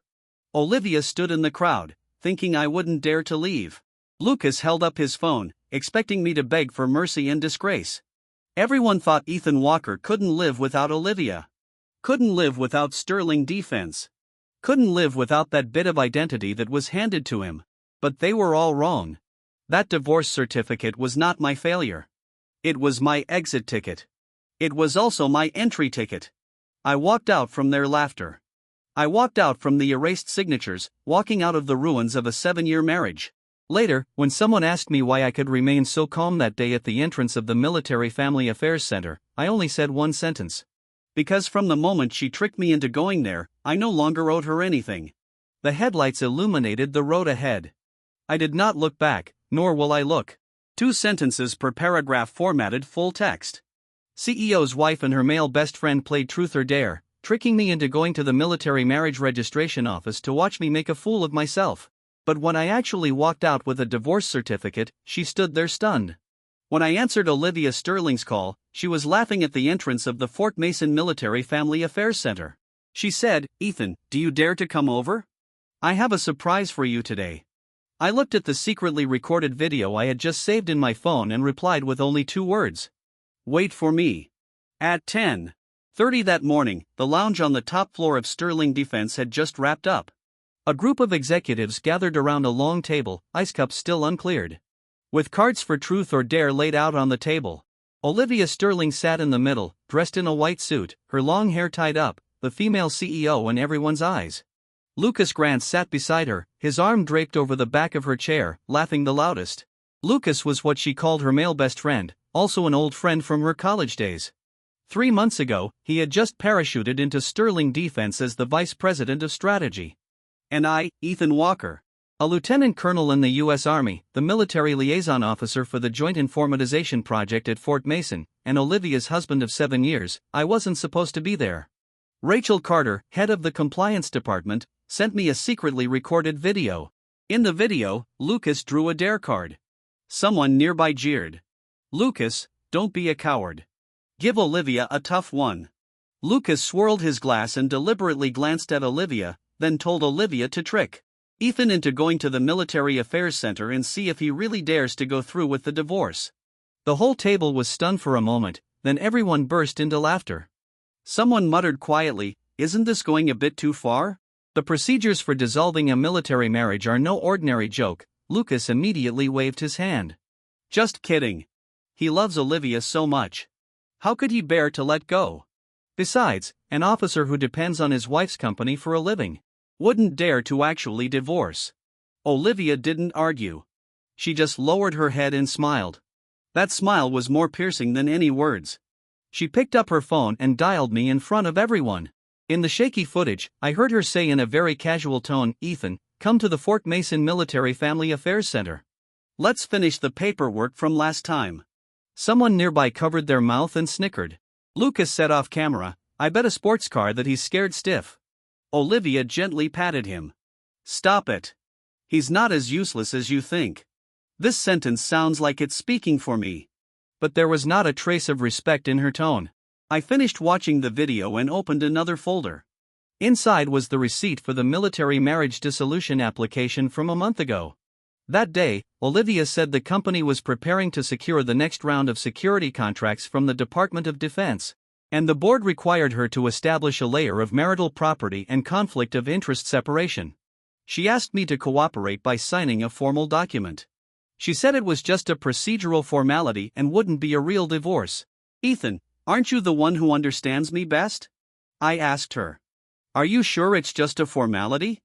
She impatiently shoved the pen into my hand. "The company is this busy.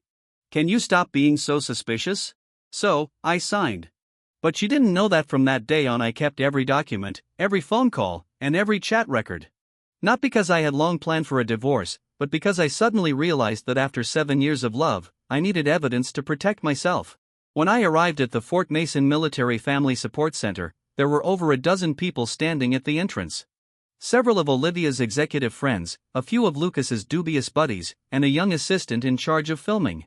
They pretended to pass by, pretended to wait for someone, pretended to look at their phones, but all the cameras were pointed at me. Lucas was the first to walk up. He was wearing a dark blue suit, smiling like the host. "Lieutenant Colonel Walker. You came quite quickly. You're not really afraid Olivia might not want you, are you?" I didn't look at him. I looked at Olivia. She stood on the steps, her expression carrying a hint of smugness along with a touch of condescending indulgence, as if watching a child throwing a tantrum. "Ethan, don't look so grumpy." She stepped half a step closer, lowering her voice. "Everyone's just joking around. Play along. Don't make me look bad." I asked her, "Are you here to file for divorce today?" She was stunned for a second, then laughed. "You really got into character." Lucas chimed in from the side. "Lieutenant Colonel, don't be nervous. If you don't dare to go in, just admit defeat now and everyone won't laugh for too long." Someone let out a snicker. Another person said, "How about a toast to Lucas? Let him put in a good word for you with Olivia." Olivia frowned, but did not stop them. She just looked at me. I knew that look all too well. She thought I would endure it. Like every time in the past 7 years, she was busy with work and I endured it. She went out in the middle of the night for Lucas and I endured it. She changed the signature on the military system plan I designed to company team and I endured it. Her mother said at the family dinner that I was living off Sterling Defense's resources and I endured it. She claimed Lucas was just a friend and I endured that too. But in the end, she even turned the Military Family Affairs Center into a playground. I raised my hand and adjusted my cuff. "Olivia Sterling, do you have your identification documents with you?" The smile on her face faded slightly. "What do you mean by that?" "To file for divorce, we need military identification, marriage certificate, agreement, documents, and confirmation from both parties." I held up the document folder. "I brought everything. Didn't you say we'd finished the last procedures?" The laughter around us gradually faded. Lucas squinted his eyes. "Ethan, who are you trying to act tough for? Do you dare to leave? Where would you live if you left? Sterling Defense's project is still in Olivia's hands. What are you going to use to support yourself?" I finally glanced at him. "You're so concerned about my job. Why don't you first worry about that strategic vice president appointment contract of yours?" His expression froze. Olivia immediately stepped in front of him. "Enough, Ethan. Don't take the joke too far." I held my phone out in front of her. On the screen was the video from Truth or Dare. Her expression changed when she saw Lucas's words. He relies on his wife's company to make a living.